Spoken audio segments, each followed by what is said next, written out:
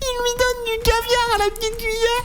On est tombé au plus bas. Mais il se touche les tétons. Alors elle, carrément, vas-y, lâche la rampe. Oh, c'est mon enfant, c'est pas le sien. Waouh, oui, waouh. On te dit ça, tu te liquéfies. Oh bordel. Je suis toujours pas sûr, j'attends d'avoir des preuves. C'est très très olé olé. Ah, donc il y a doute. Bon bah j'imagine que c'est faux alors.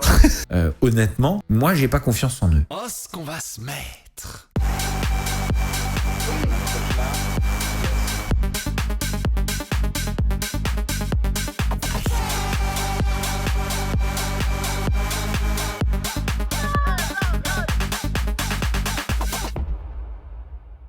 Et salut à tous. Allez, c'est parti. On attaque et le premier sujet, il est choc, le premier sujet, je crois. Il est choc.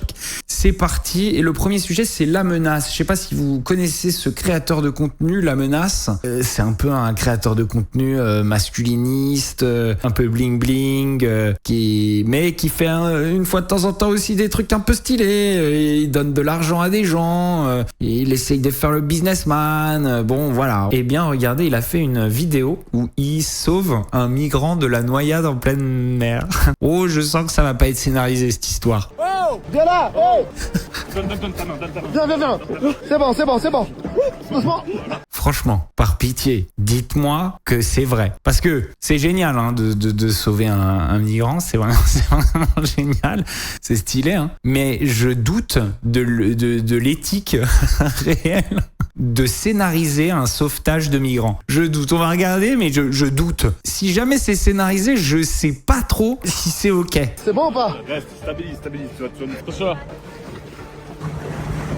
En tout cas, il a un vrai pantalon de migrant. Celui-là, je pense qu'on le trouve que en africain. Ce qui m'inquiète dans l'outfit of the day, c'est plus le gilet de sauvetage. Le mec, il est tombé du bateau, mais il a un très très beau gilet. Je veux dire, quelle est la probabilité pour que pendant les vacances de La Menace sur le yacht, quelle est la probabilité pour que un migrant soit en train de se débattre à 50 mètres du bateau? Quelle est la probabilité, par pitié? Voilà.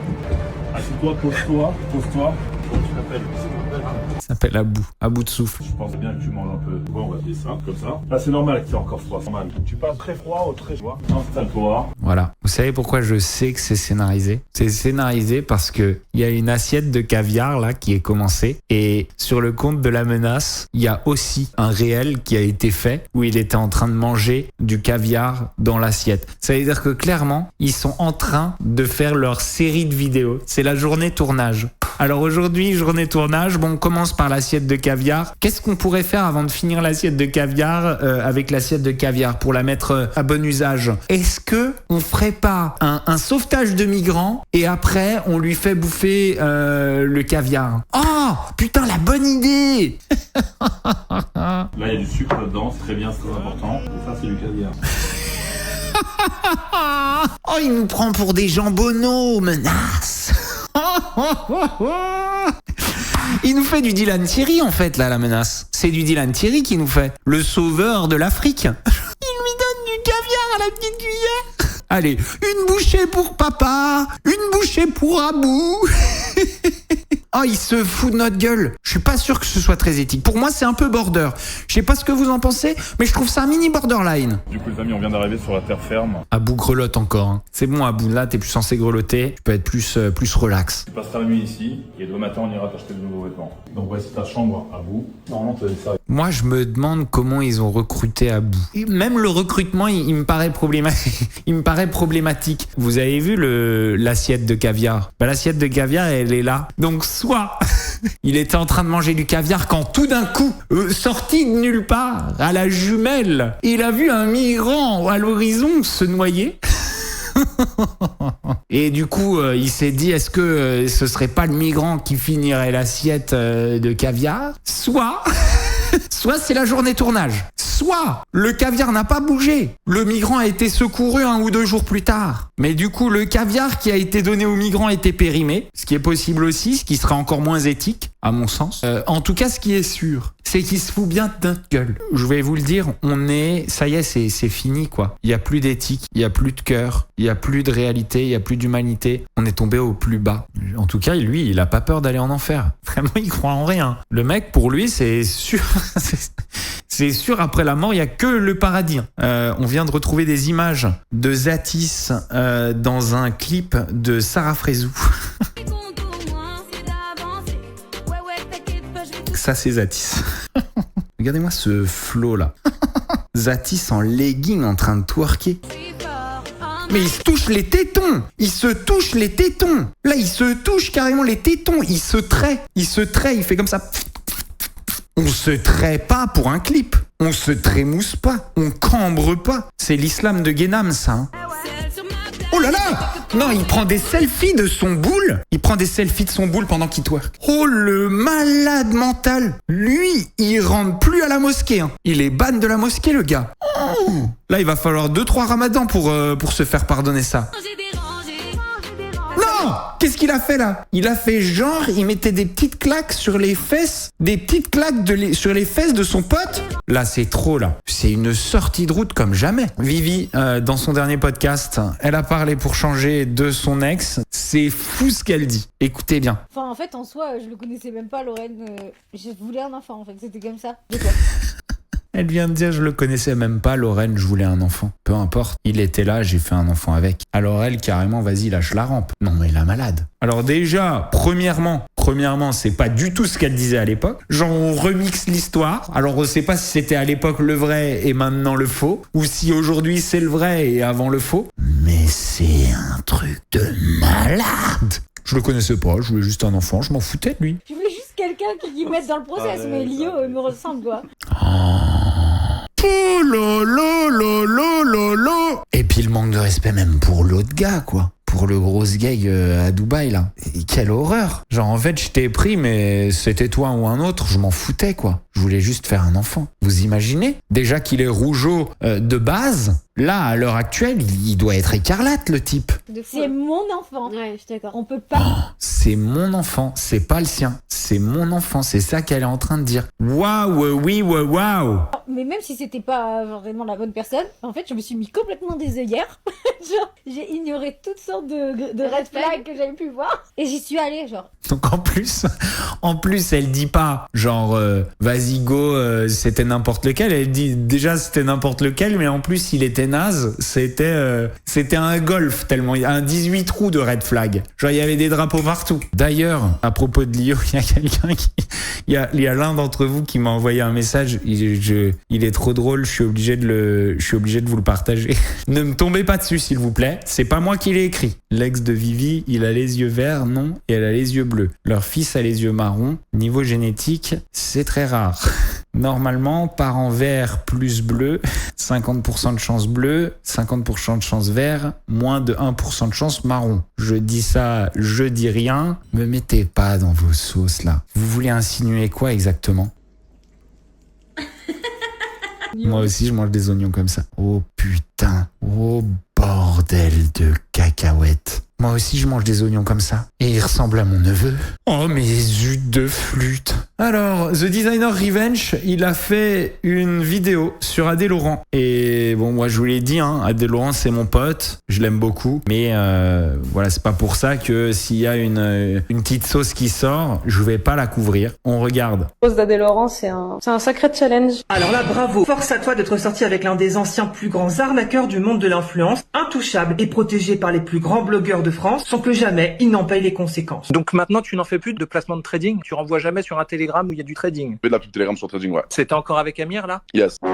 Bonjour, Amir m'a fait perdre 10 000 € en suivant ses trades. Enfin, ça, c'est jusqu'à aujourd'hui. Je repense à cette fois où il est allé dans les loges avec une fille à la fin de notre showcase. Je le vois en train de galoche cette meuf dans les loges. Et je t'informe qu'il n'y a pas que toi qui l'as trompé, mais aussi toute sa communauté. Car les informations que vous allez découvrir dans cette vidéo étaient comme cachées dans les tréfonds d'Internet. Adé et moi, c'est terminé. C'est ce qui s'appelle avoir une bonne étoile. Voici leurs histoires.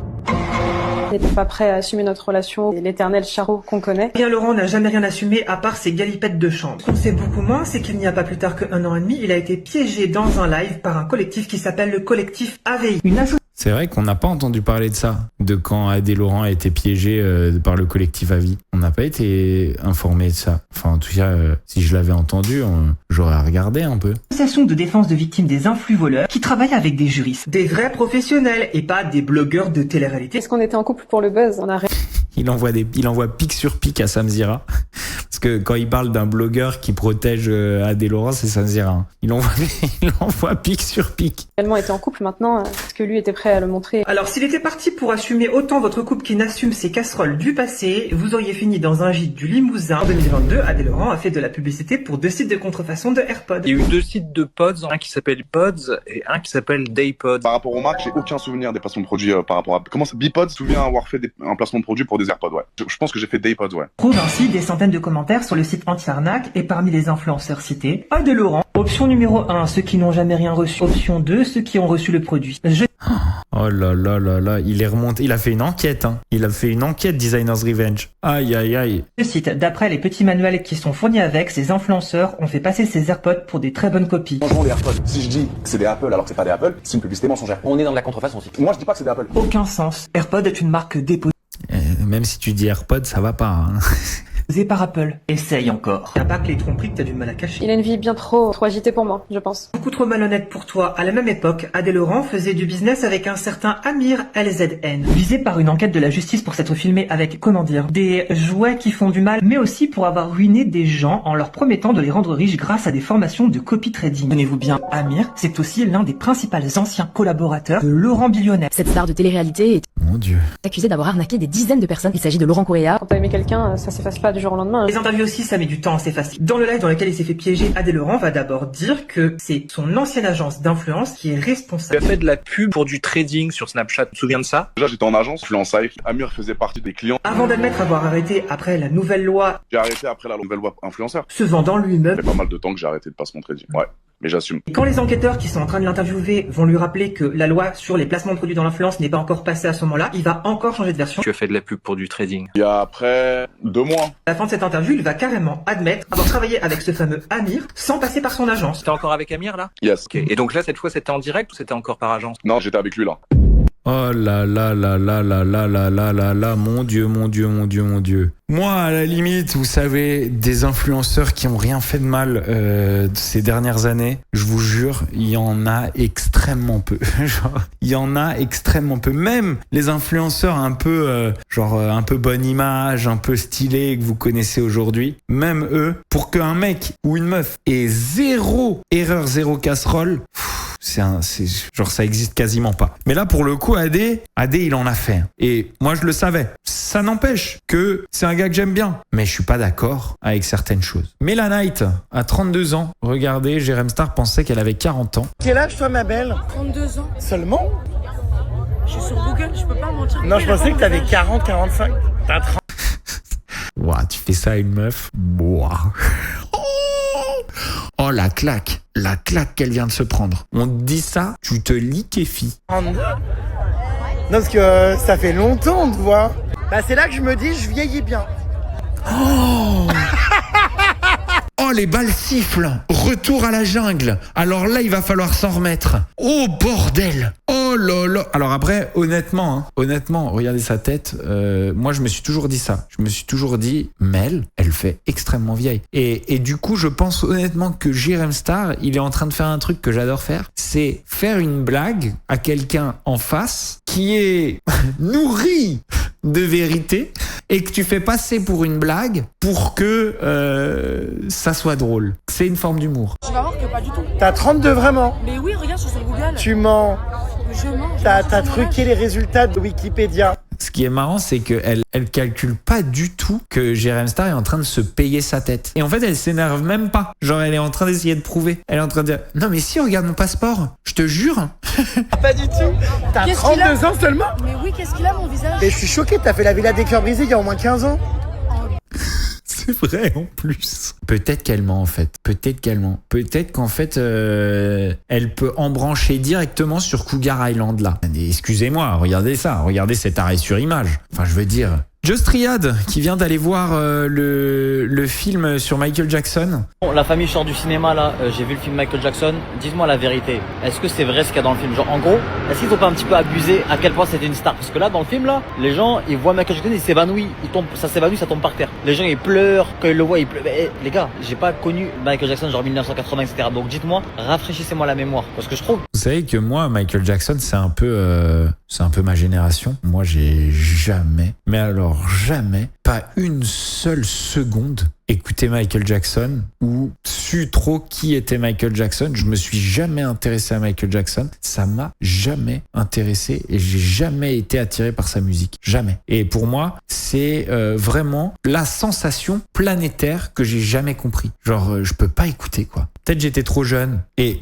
pour le coup, Michael Jackson fait l'unanimité. C'est peut-être la plus grande star qui ait jamais existé, en fait, Michael Jackson. La totalité du monde entier ne jurait que par Michael Jackson. C'était de la folie. Marois a réagi aux remarques concernant son interview sur Vrai, où elle dit « Je vois encore des remarques passer comme quoi je parlerai toujours des mêmes sujets. Remettons les choses dans leur contexte une bonne fois pour toutes. Quand je suis invité en interview ou ailleurs et qu'on me pose des questions sur mon passé, sur des périodes de ma vie qui ont été médiatisées, oui, j'y réponds tout simplement. » Là, honnêtement, on peut pas reprocher à Marois. La meuf, elle va sur un podcast où on lui pose des questions. On lui pose des questions. C'est pas elle qui a fait le podcast, c'est pas elle qui a organisé le truc, c'est pas elle qui a produit. Même Yesta le découvre. Qu'est-ce que tu veux que Marois, elle prépare les questions? Elle répond aux questions qu'on lui pose. Ça fait partie de mon histoire. Je vais pas faire comme si ça n'avait jamais existé. Maintenant, est-ce que ça me définit aujourd'hui? Non. Est-ce que je suis encore dedans? Non plus. J'avance, je construis, je me concentre sur mes projets et sur la personne que je suis devenue. Et surtout, je tiens à préciser une chose. Je ne dénigre personne. Je n'ai aucune haine. Je souhaite sincèrement le bonheur à tout le monde. Alors pour le coup, ça le dénigrait un peu de dire qu'après que vous ayez été séparés pendant un moment, etc.,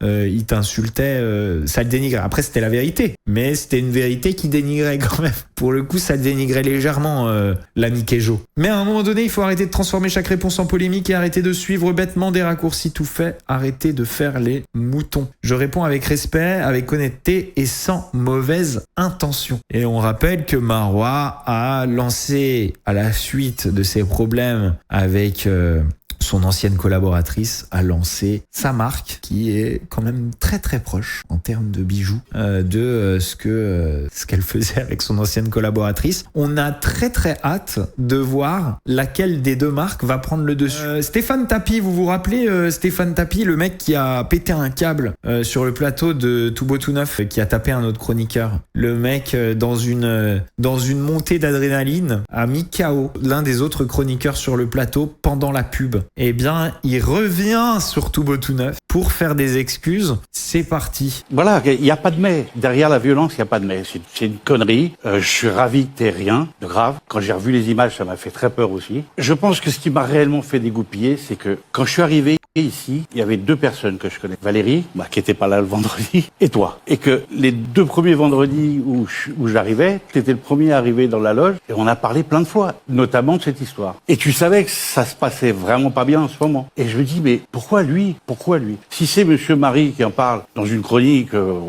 Donc en fait, il est pas du tout en train de s'excuser. Il est en train de dire, je suis tombé dans un guet-apens. Il est pas du tout en train de s'excuser. Il est en train d'expliquer pourquoi il l'a tapé. Je déteste ça. Les gens qui font des excuses pour finalement juste se justifier, t'excuses pas alors, puisque t'es en train d'essayer de nous dire que t'as eu raison de le faire, que c'est eux qui t'ont tendu un guet-apens. T'excuses pas alors. Ce que j'ai pris dans la tronche depuis, c'est de mériter. Ce que je prends dans la tronche depuis 5 semaines, c'est pas grave. Tu sais.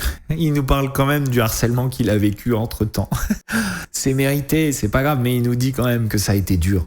C'est toi mon problème, c'est tout. Pas mon problème. Mon problème à moi qui m'empêche de dormir, c'est d'avoir fait ça envers toi. Tous ont dit qu'ils le pardonnaient, sauf Polska, Jordan et Michel Marie. Force à eux. C'est bien en fait, il n'y a pas besoin de pardonner à tout le monde. Surtout les gens qui ont pas l'air sincères. Tiens, parlons de Bébéo. De Bébéo qui m'a rappelé. Parce que hier j'ai balancé un Un scoop possible. Je suis toujours pas sûr, j'attends d'avoir des preuves. Apparemment, il y a des fêtes qui se font en ce moment, enfin ces derniers temps à Monaco. C'est très très olé olé. Apparemment, Kevin Gage est investi dans cette histoire. Voilà. Bébé m'appelle tout à l'heure. Il m'appelle, il me dit arrête de raconter des conneries, mon fringue. T'es en train de te ridiculiser. Tout ce que tu dis, c'est des inventions, Bastien. Je lui dis, écoute, bébé, moi, j'ai reçu des messages d'une personne qui a vu des vidéos et vu des photos de Kevin Gage à poil, en compagnie de pas mal de gens. Et selon cette personne, eh bien, il y a des photos qui auraient été prises donc par Constance, parce que c'est elle qui les a envoyées et qu'elle aurait été présente dans cette soirée. Et du coup, j'en concluais que Constance avait vu Kevin Gage tout nu. Et je me disais, bébé, il va péter un câble quand il va savoir ça. Voilà. Bon, bébé pète un câble en me disant que je mens. Alors je lui dis, mais pourquoi je mens? Et il dit, j'ai passé 3 heures au téléphone avec Kevin Gage. Ah, donc il y a doute. Il y a doute. Parce que tu passes pas 3 heures au téléphone avec Kevin Gage alors qu'il y a aucun doute. Et il me dit, mais Kevin Gage, c'est mon ami. Il m'aurait dit la vérité. Comment t'expliquer mon très cher bébé, comment t'expliquer? C'est Kevin Gage. Concernant la jante féminine, Kevin Gage, personne. Et quand je dis personne, c'est absolument personne. Même pas sa maman, même pas son cousin.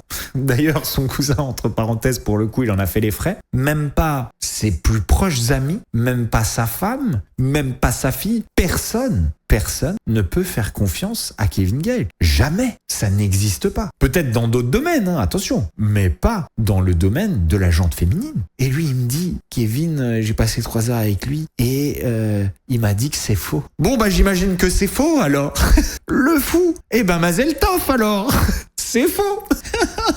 Mais non, mais c'est pas possible. Et après, il me dit, oui, mais ma meuf aussi, elle a dit que c'était faux. Je lui ai dit, bébé, t'es sorti avec quoi comme genre de meuf ces dernières années? Tu le dis toi-même, ces femmes avec qui tu es sorti t'ont utilisé les unes après les autres. Tu le cries haut et fort. Et alors, tout d'un coup, comme une fleur, celle-là, ça serait différent. Ta confiance aveugle en Kevin et ta meuf. Moi, je lui ai répondu, je lui ai dit, écoute, bébé, je vais pas passer par 4 chemins.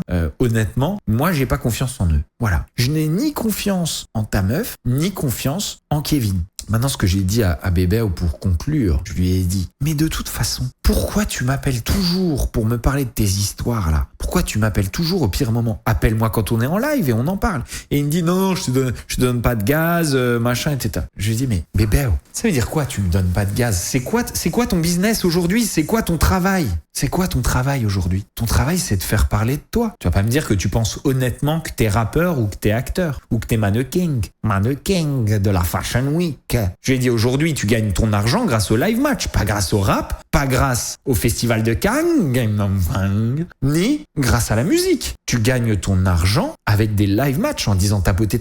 Et t'as bien vu que quand on parle de toi et quand t'as quelque chose à dire sur l'actu, machin, etc., il y a plus de monde que quand tu parles de la scène de 8 secondes que tu as fait une fois dans un film. Ça n'intéresse personne. Donc pourquoi tu appelles pas? Pourquoi tu prends pas ton téléphone et puis tu rentres un petit peu dans les clashs? Et je lui ai dit, tu as fait de ta vie un divertissement. C'est toi qui as choisi ce métier. T'as voulu faire de la télé-réalité. Aujourd'hui, tu es le divertissement. Prends du recul. Demain, si ta meuf, c'est vraiment une michto et qu'elle se barre avec un mec riche après avoir pris ta lumière, comme toutes les autres, si elle le fait, tant mieux pour toi. Ça te fera encore des histoires. C'est ça ton travail. C'est qu'il t'arrive des choses. C'est que t'aies des déceptions, des joies, que tu traverses des aventures. C'est triste, mais c'est ton choix. Et c'est la seule raison pour laquelle les gens te suivent. J'ai été franc avec lui. Et là, il m'a plus répondu. Mais à un moment donné, faut qu'il y ait quelqu'un qui lui dise, gars, ok, on se réveille maintenant. On regarde la vérité en face. C'est fini de s'inventer des vies. C'est ça lui rendre service. À un moment, tu le regardes dans les yeux et tu lui dis la vérité. Et il y a personne pour le faire. Tout le monde le laisse dans ses illusions de taré. Et c'est pas marrant à entendre, mais quelqu'un qui veut ton bien, il te le dit. Il profite pas de toi.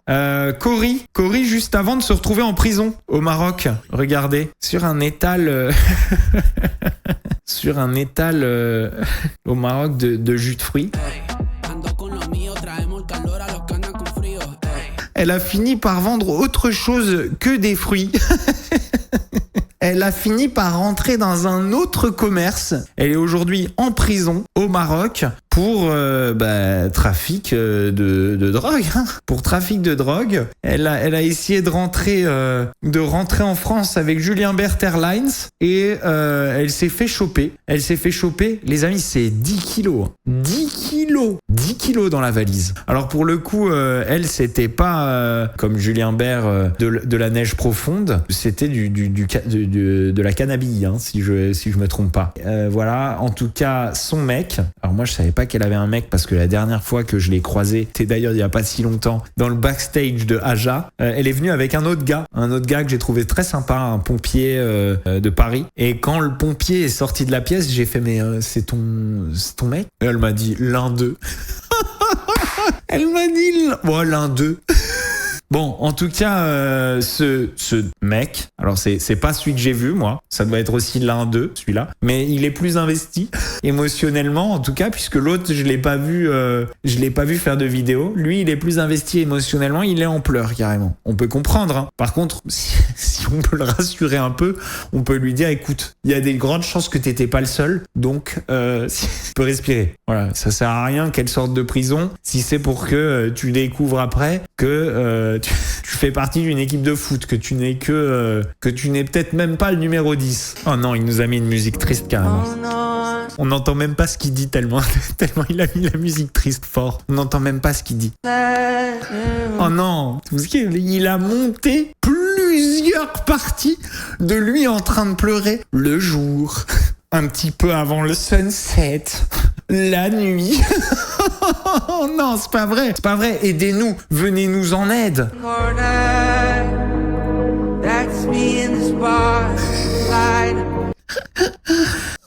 Il a fait une petite compile qui commence par lui au volant d'un buggy dans le désert de Dubaï. Ding, ding, ding, ding, ding, ding, ding. Wow. On était si heureux. On va quand même lire la caption parce que là, il a fait un effort. Dans la vie, il suffit parfois d'être au mauvais endroit au mauvais moment pour que tout bascule. Et c'est malheureusement ce qui est arrivé à Cory. Alors moi, perso, en ce qui concerne le trafic de drogue, je me suis jamais retrouvé au mauvais endroit au mauvais moment. Voilà, je sais pas pourquoi. Le mauvais endroit au mauvais moment. Oups! Ah, 10 kilos de cocaïne. Je tiens à rappeler avec force qu'elle est innocente. Elle se retrouve aujourd'hui au cœur d'une situation qui ne reflète ni qui elle est, ni les valeurs qui l'animent. J'ai pleinement confiance dans le fait que la justice marocaine fera toute la lumière sur ce qui s'est réellement passé et permettra de blanchir son nom. Je garde la foi en la vérité. Elle finit toujours par éclater. Vas-y, explique-nous, gars. Explique-nous comment on se retrouve avec 10 kills dans la valise, tant qu'à faire, puisque elle se retrouve dans une affaire d'injustice. Au lieu de nous faire une vidéo, un montage de toi qui pleures dans toutes les positions. Moi qui pleure en levrette, moi qui pleure assis sur mon lit, moi qui... Explique-nous ce qui s'est passé. Tant qu'à faire de t'envoyer un gigantesque paragraphe. Bon, en tout cas, voilà, moi je la connais, Cory, et je l'aime bien. J'espère qu'elle est innocente. J'espère que dans le cas où elle est innocente, la justice marocaine réussira à l'admettre. Le procès, je crois qu'il a eu lieu lundi. Donc ça va être rapide. C'est un procès qui a été vite fait. On va avoir une décision de justice dans pas très longtemps, à mon avis, et ça risque d'être intéressant. La chute de Wembanyama. La chute, elle est spectaculaire. Regardez. Victor Wembanyama tangling with Drew Holiday, takes that hard hit as he had kind of lost balance a little bit. Face first, lands with a thud. Oh, ce qu'il a pris. Oh, ce qu'il a pris. Oh, bit as he là là. ended up sitting up against the basket stanchion. As you see right about ouais, here. Puis il se relève, il retombe. Il s'est mis un KO, et il est resté en KO pendant genre 5 secondes. Hein. Ça aurait pu être très grave. Hein. Ça aurait pu être une commotion cérébrale et blesser sa carrière. Est-ce que vous voulez savoir pourquoi Hilary et Joe Boy ne voyagent pas en business ? Alors, déjà, moi, je vais vous le dire, pourquoi ils voyagent pas en business. Pour économiser de l'argent, parce qu'ils en ont moins que les autres. Pourquoi on voyage pas en business ? Parce que paye 3000 balles, voilà, 3000 balles, j'envoie ma mère, à ma soeur, à ta famille, si tu veux. Je préfère être inconfortable et payer un prix normal que payer cher. Alors il a raison, hein, Joe. Il a raison, Joe, et c'est ok. Ça me paraît totalement normal. Moi non plus, j'ai jamais voyagé en business. Si une fois, j'ai voyagé une fois en business, ça coûte une blinde, ça coûte une fortune. Mais ce qui est plus intéressant, c'est pourquoi elle prend son téléphone, elle allume son Snap. Et elle lui dit dis-leur pourquoi. Dis-leur, s'il te plaît. Dis-leur. Parce qu'ils vont croire qu'on est pauvre. C'est ça qui compte. Et quelqu'un qui a constamment, parce que c'est pas la première fois qu'on la grille, hein, quelqu'un qui a constamment envie de prouver qu'elle est pas pauvre, c'est quelqu'un qui est pas loin d'être dans le besoin. Mathieu Delormeau fait des révélations choc. On regarde. Mathieu Delormeau, en ce moment, il est quand même régulièrement utilisé sur le plateau de Tout Beau Tout Neuf pour nous raconter un jour une anecdote sur la vie de drogué. C'est vraiment ça, hein. Ça fait quand même des mois qu'il est revenu, ça fait des mois qu'ils écument le sujet. Genre, alors, la vie de drogué au petit déjeuner, la vie de drogué à la plage, la vie de drogué aux toilettes, la vie de drogué en soirée, la vie de drogué prend la voiture, la vie de... ça fait beaucoup, les gars. Vous pouvez le laisser tranquille maintenant, non? Écoutez. 2 jours sur 2 ans seulement. Tu te rends compte? 2 jours sur 2 ans en dehors de ton appartement. Quoi? T'es sorti 2 jours sur 2 ans? Ouais, je suis resté pendant 2 ans chez moi.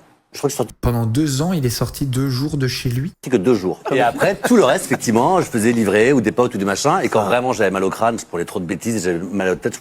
Donc ça veut dire, il prenait des drogues et il restait chez lui pendant 2 ans. Donc là, quand il dit je faisais venir la bouffe, je faisais livrer, ouais, tu faisais aussi livrer le chargement de Corrie, comme on l'appelle. Je pouvais descendre une boîte de Doliprane en une journée. Et ben quand j'avais mal à la tête, j'ai appelé un taxi moto. Il allait donc 90 € pour aller à la pharmacie. Il achetait une boîte de Doliprane 2 €, il me les ramenait. Et donc c'était 182 € la boîte de Doliprane que j'ai avalé en une journée. C'est incroyable. Hop là, et voilà, c'est clippé, c'est parti. Un jour, une anecdote, la vie de drogué dans toutes les situations. Moi, je trouve que ça va. On peut peut-être parler d'autre chose maintenant. Voilà. Comment t'es tombé dedans? J'ai pas compris moi en fait. C'est quoi l'histoire? Si, je t'avais dit, j'avais fait une soirée chez des... C'est ça. Tu te souviens pas, j'avais arrêté l'émission. Je t'avais dit, j'arrête l'émission au mois de mai. Ouais. Je sentais que ça allait plus du tout. Je voulais arrêter la télé. J'avais dit, on arrête au mois de mai l'émission. Ah, mais avant t'étais pas... Ah non, je voudrais pas. Non, je voudrais pas l'antenne, tout ça. Non. Est-ce que cette question a été téléphonée? Est-ce qu'on essaye de nous manipuler là? Est-ce qu'on essaye de nous la faire à l'envers? Est-ce que on est en train de l'amener exprès à dire vraiment, j'avais jamais pris quand je faisais ça sur ce plateau. Ça a commencé vraiment juste après. Là, honnêtement, je sais pas pourquoi, mais moi, ça sonne une petite cloche dans ma tête où on me dit « Oh, on est en train de te prendre pour un pigeonne. » Bim. Genre, le truc avait rien à voir. Genre, mais comment t'as commencé au fait?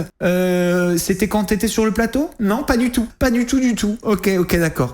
Parce que vraiment, moi, je t'avais jamais vu en prendre. Je t'avais jamais vu auparavant. Honnêtement, je pense que c'est préparé pour nous faire, pour bien nous dire, pour bien imprimer dans nos cerveaux que sur le plateau, il y a personne qui consomme et c'est pas du tout un truc de voilà. Voilà les amis, c'est tout pour cette vidéo. Si vous l'avez kiffé, vous mettez un petit pouce bleu, vous souscrivez à la chaîne, vous activez la petite cloche pour ne louper aucune de mes vidéos sur Bastos TV. Vous n'hésitez pas à venir nous rejoindre sur Twitch, I Love Bastos. Ciao. Oh, ce qu'on va se mettre.